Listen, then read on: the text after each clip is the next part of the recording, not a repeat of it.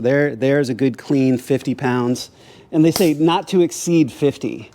Okay, so then I also always make sure to put the little cap back on here.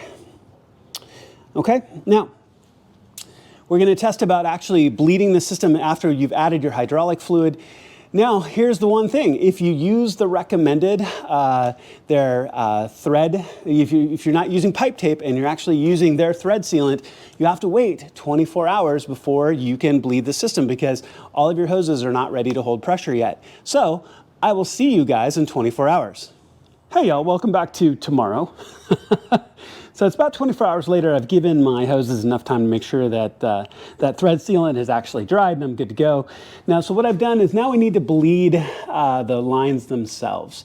So as you can see, I have 2 tall blocks stacked with a small block on top of that. So it's 3 blocks total, 2 big, 1 small, on each side to get them up off the ground, which is going to tip the cylinder up to a little bit different position than it is when it's down flat. Now, QuickJack has actually improved this process. I remember the guide where it used to say, you know, have the rails up and over your shoulder and be bleeding with it, kind of holding it up in the air. Well, they figured out you don't need to do that anymore, which is really nice.